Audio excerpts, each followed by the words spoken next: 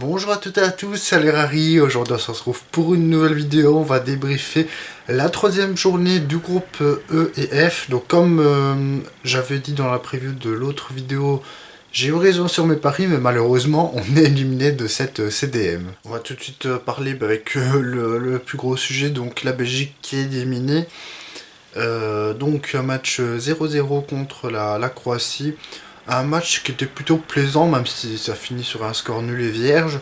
On a eu deux bonnes équipes, j'ai trouvé, même si, comment dire, à la fin la Belgique dominait quand même un peu plus.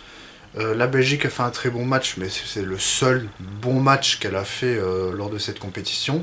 J'ai pas trouvé la Croatie si impressionnante que ça, et pour moi le Maroc mérite totalement sa première place. Comment dire, et Lukaku, la rentrée de Lukaku, que dire, il apporte quand même pas mal de bien, on va pas se mentir, il apporte pas mal d'occasions, mais les gros ratés qu'il fait, il doit au moins en mettre 2 voire 3 quoi, sur les 5 occasions qu'il a. C'est pas possible d'avoir autant de ratés. Après, il a très peu de temps de jeu. Est-ce que c'était pertinent de mettre un Lukaku? Moi, personnellement, j'aurais pu mettre Lukaku, mais j'aurais mis aussi un Openda qui aurait pu faire du bien et je pense qu'il aurait pu marquer ce but qui aurait qualifié la Belgique contre le Japon, du coup, hein, qui aurait fait le même huitième que à la Coupe du Monde de 2018. Mais voilà, donc on n'est pas qualifié. Après les deux premiers matchs étaient catastrophiques. On a quand même vu une équipe beaucoup mieux en place lors de ce troisième match. Mais sur les trois matchs, évidemment, la Croatie méritait plus sa qualification. Euh, Sinon, dans l'autre match qui était en parallèle, donc Maroc-Canada, j'ai quand même regardé les actions les plus franches. Donc il y a eu deux buts marocains, un but d'Hakim Ziyech assez rapidement, et le gardien fait une énorme erreur, comment dire, à la relance, hein, à la 4e minute.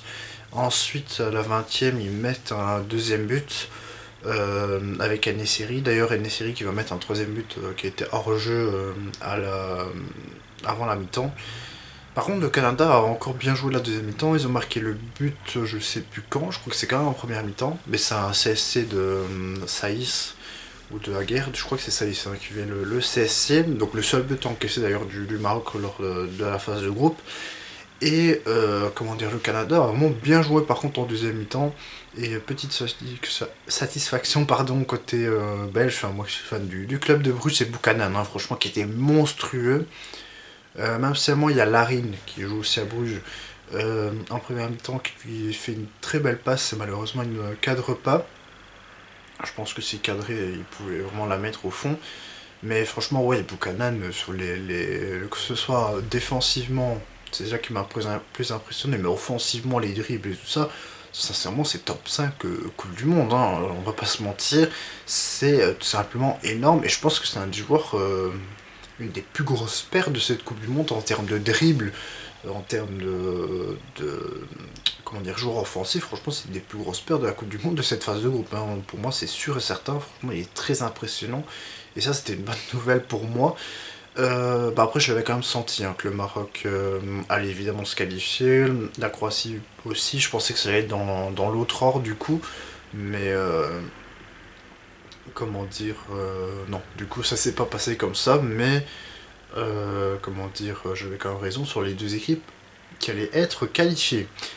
On va passer au groupe F, je sais plus si c'est E ou F, j'inverse toujours, je crois que c'est F le Japon. Enfin, je vais d'abord parler de l'Allemagne-Costa Rica hein, qui a fini 4-2.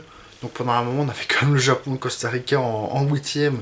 Alors ce Costa Rica qui est catastrophique, mais qui a quand même des occasions. Alors c'est vraiment c'est contre le cours du match. Hein. De but, j'ai plus regardé Japon-Espagne, mais ce Costa Rica-Allemagne, c'est vraiment contre le cours du jeu, les deux buts. L'Allemagne met quand même 4 buts avec Füllkrug et Kai Havertz qui m'a doublé, hein, c'est pas négligeable. Premier but de Gnabry hein, qui était bien meilleur que les deux premiers matchs. Mais aussi l'Allemagne, pour moi, ne mérite pas sa qualification juste de ce qu'elle a montré. Bon, le Costa Rica, c'était une des plus faibles équipes, hein, largement top 5 avec Qatar, Pays de Galles. Il y en a encore une, mais j'ai oublié. Ça va me revenir. Bah, ouais, pour moi, c'est le top 3, parce qu'après, on a comment dire, pour moi, il y a des équipes très faibles, genre l'Australie qui ont été chercher leur qualif en huitième. Donc certes c'est faible, mais ils ont quand même eu la ressource pour aller chercher leur qualif. Pareil pour la Pologne, mais bon. Mais sinon, c'est les trois plus faibles. Et sinon, comment dire, ce Japon-Espagne, est-ce que c'est une surprise pour moi? Non. J'avais dit que le Japon allait se qualifier, l'Espagne aussi. Mais par contre, ils gagnent encore contre un gros. Et pour moi, quand on gagne contre l'Espagne et contre l'Allemagne, on peut être considéré comme favori d'une Coupe du Monde. Quand on gagne dans ces confrontations-là, qu'on est premier de ce groupe, sincèrement, je pense que le Japon, pour moi, fait partie des. Enfin, dans les 5 favoris, pour moi, il y a l'Espagne, il y a le Japon, il y a la France, il y a le Brésil, et on peut mettre aussi le Portugal. Pour moi, ça va être ces 5 équipes-là. Il y a aussi, bon, après, il y a l'Argentine hein, qui a fait un mauvais match, mais après, qui s'est bien pris. L'Angleterre, j'y crois moyen, mais si le tableau est quand même facile, enfin, ils affrontent la France en quart, je pense. Mais bon, de toute façon, on fera une review des huitièmes de finale. Et, comment dire. Le Japon, bah en fait, une fois qu'ils ont marqué, c'était un peu inquiétant ce que l'Espagne a proposé aussi, ça il faut en parler, parce qu'autant la première mi-temps était vraiment dominée de l'Espagne, ils ont eu sur la totalité du match plus de 1000 passes, 80% de possession je crois, enfin pas loin, mais ils perdent quand même le match, et ça c'est quand même inquiétant, parce que pour moi, cette équipe, je trouve qu'il y a beaucoup qui disent oui, elle aurait mérité l'Euro 2020 et tout ça, mais comment dire, à la Coupe du Monde, contre la Russie, ils avaient énormément de possession, ils ont quand même perdu. Donc à un moment donné, oui, cette équipe, on sait bien qu'elle aura beaucoup de possession, mais c'est pas une équipe tueuse. Donc pour moi, c'est pas. Certes, ils sont quand même favoris, hein, puisque quand on prive de 4/5 du ballon comment dire, de l'adversaire et qu'en plus de ça, on met un 7-0, c'est pas rien, mais comment dire, certes, je pense qu'ils seront favoris, mais pour moi, c'est pas un favori, voilà.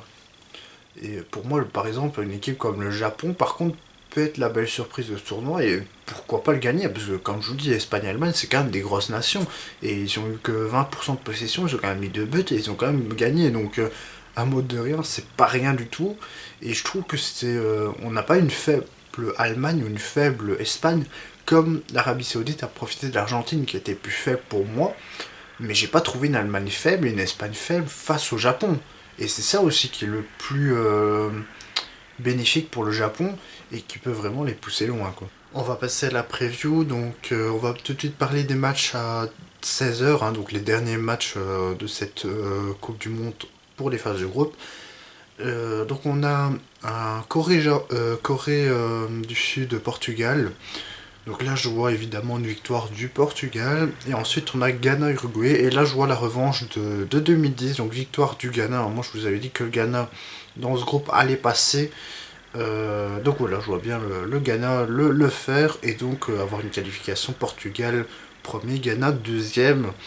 Ensuite, pour le groupe du Brésil. Donc on a Brésil-Cameroun. Là, je vois le Brésil gagner et être premier de son groupe, évidemment. Brésil et Portugal qui sont déjà qualifiés d'ailleurs, et le groupe, l'autre match à 20h, donc c'est Suisse-Serbie, et là je vois la Suisse gagner, qui a montré plus de choses que la Serbie, et qui pour moi mérite plus. En plus, s'ils font un nul, c'est la Suisse qui gagne, et qui passe deuxième, donc voilà. J'espère que la vidéo vous aura plu, et moi je vous dis salut.